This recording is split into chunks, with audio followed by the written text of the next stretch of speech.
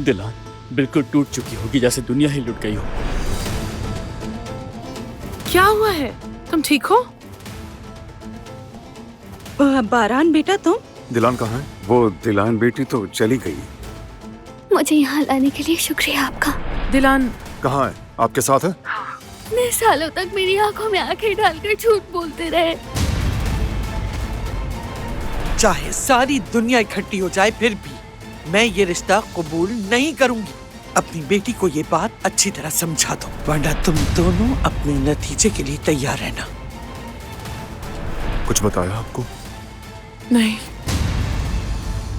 उसे मुझसे जो भी तकलीफ पहुंची, हर उस तकलीफ का अजाला करूंगी मैं, और उसे अपनी औलाद की तरह संभाल के रखूंगी मैं। दिलान, कहाँ हो तुम? दिलान, दिलान।